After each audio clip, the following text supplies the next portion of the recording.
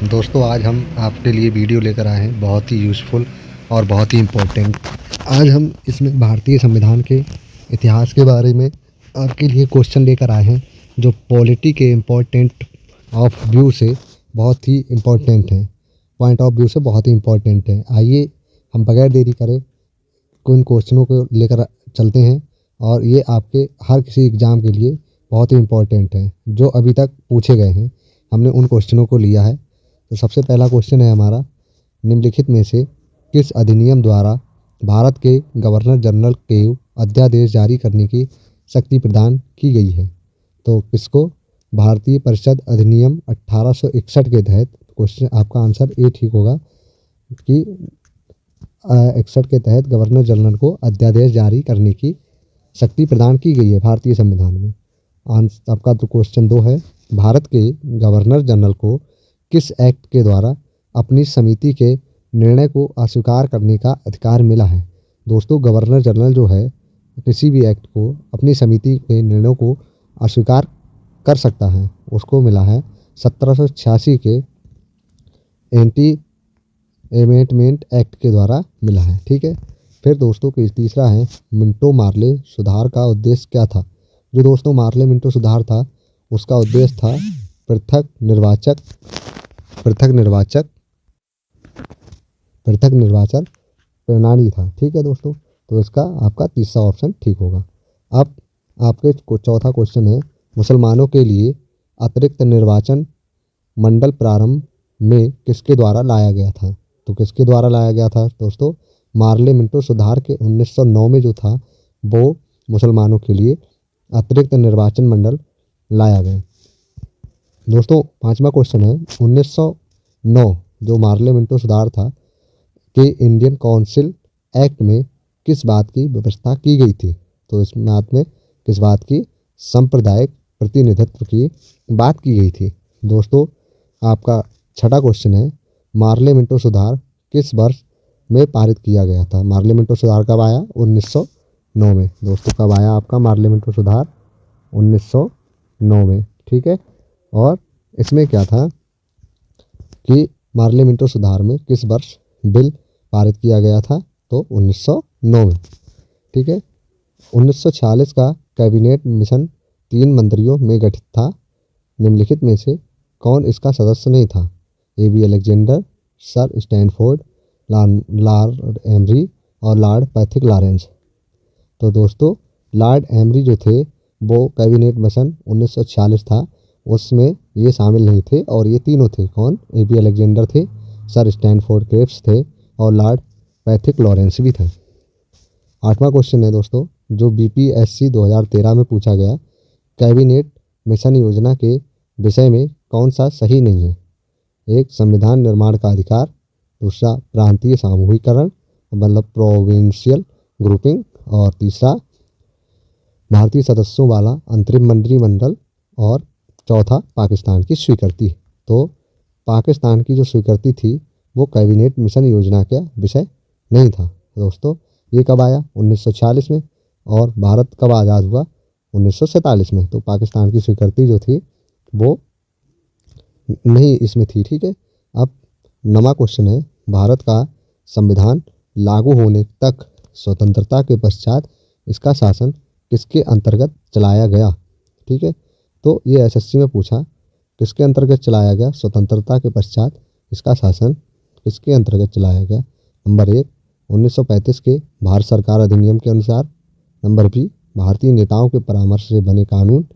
Number 3, England के संविधान के अनुसार। नंबर 4, उपयुक्त में से कोई नहीं। तो दोस्तों ये 1935 के भारत सरकार अधिनियम के अनुसार जो था भारतीय संविधान लागू होने की स्वतंत्रता के पश्चात इसका शासन चलाया गया। क्वेश्चन 10 की तरफ चलते हैं। तो इसमें है, भारतीय को वर्ष 1947 में सार्वभौम सत्ता सौंपने की योजना निम्न में से किस नाम से जानी जाती है? तो किस नाम से? ये माउंटबेटन योजना। ठीक है। जो माउंटबेटन थे वो भारत के गवर्नर जनरल थे। तो माउंटबेटन जो योजना थी वो सार्वभौम सत्ता सौंपने की योजना के नाम से जानी जाती है। तो दोस्तों जो सबसे लास्ट गवर्नर जनरल थे वो थे माउंटबेटन, और इसीलिए उन्होंने ही भारत को स्वतंत्रता की सत्ता दी थी। तो 1947 में सार्वभौम सत्ता सौंपने की योजना जो थी वो माउंटबेटन योजना के नाम से जानी जाती है। दोस्तों यहीं पर जब 1947 में भारत आज़ाद हुआ तो उस समय भारत के गवर्नर जनरल कौन थे? माउंटबेटन। और स्वतंत्र भारत के गवर्नर जनरल कौन थे? सी राजगोपालाचार्य। कौन थे? चक्रवर्ती राजगोपालाचार्य। कौन थे?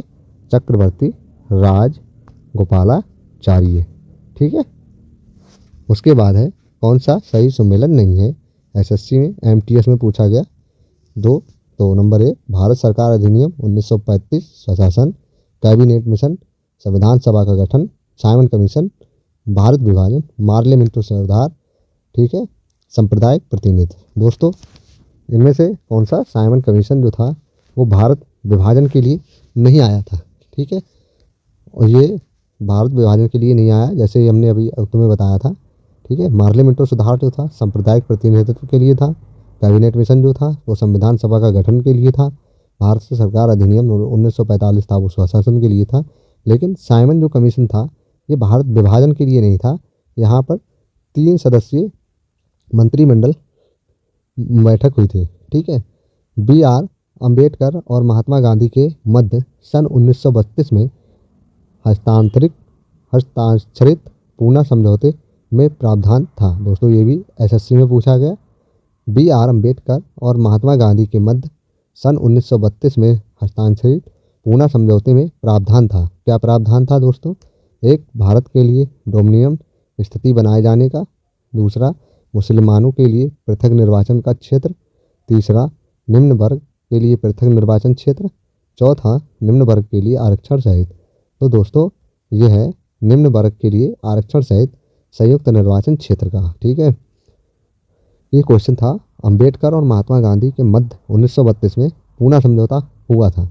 तो उसमें क्या था कि निम्न वर्ग के लिए आरक्षण, मतलब नीचे के लोगों के लिए आरक्षण मिलना चाहिए और उनके साथ संयुक्त रूप से निर्वाचन क्षेत्र होना चाहिए।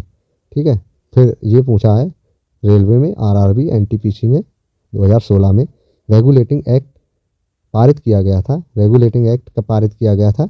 1773 में। ठीक है, महारानी रेगुलेटिंग एक्ट 3 हुई। एक, ठीक है, महारानी विक्टोरिया को भारत की सामग्री नियुक्त किया गया था। दोस्तों ये यूपी RO में पूछा गया, ARO में। ठीक है, महारानी विक्टोरिया को भारत की सामग्री नियुक्त किया गया था। कब? 1858 में। कब? 1858 में। ठीक है, मॉन्टेग्यू चेम्सफोर्ड सुधार में प्रावधानों का सार था। जो मॉन्टेग्यू चेम्सफोर्ड था सुधार आंदोलन था, उसमें क्या था? राज्यपाल को वीटो शक्ति, राज्यों को स्वायत्तता, प्रांतों में दोहरा शासन और हिंदू मुस्लिम हेतु अलग अलग निर्वाचन व्यवस्था। तो दोस्तों इसमें क्या था? प्रांतों में दोहरा शासन का प्रावधान का सुधार के लिए प्रावधान था। ठीक है, फिर आगे चलते हैं। अखिल भारतीय महासंघ स्थापित करने का प्रावधान शामिल किया गया था। दोस्तों RRB NTPC 2016 में पूछा गया। अगस्त प्रस्ताव 1940, भारत सरकार अधिनियम 1919, भारत कैबिनेट मिशन प्रस्ताव 1946, भारत सरकार अधिनियम 1935। तो दोस्तों ये अगस्त भारत सरकार अधिनियम ये 1935। ठीक है, सही है। निम्नलिखित में से किस अधिनियम ने केंद्र में दैव शासन प्रणाली को स्थापित किया? ये दोस्तों एनटीए में पूछा। दैव शासन जो प्रणाली थी उसको स्थापित कब किया गया था? भारत सरकार अधिनियम 1935 में। ठीक है, किस अधिनियम की प्रमुख विशेषता प्रांतीय स्वायत्तता थी? किस अधिनियम की प्रमुख विशेषता प्रांतीय स्वायत्तता थी? कौन सी? 1935। ठीक है, फिर है संघीय प्रणाली का पहला प्रयास भारत सरकार अधिनियम 1900 कब किया गया था? द्वारा किया गया था। तो भारत सरकार अधिनियम क्या था? 1935। ठीक है, फिर है भारत में सचिव का पद किसके द्वारा निर्मित किया गया था? जो भारत में सचिव का पद है वो किसके द्वारा निर्मित किया गया था? भारत सरकार अधिनियम 1858 के तहत। ठीक है, सचिव का पद कब आया दोस्तों? 1858 में। ठीक है, तो ठीक। अब दोस्तों ये 20 क्वेश्चन आपके लिए पॉलिटी के हिसाब से बहुत ही इम्पोर्टेंट है आपके लिए। भारत के संविधान के इतिहास से इनमें से एक ना एक क्वेश्चन ज़रूर पूछा जाएगा। हम आपको ऐसे ही क्वेश्चन लाते हैं जो आपके एग्ज़ाम पॉइंट ऑफ व्यू से इम्पोर्टेंट हो। धन्यवाद।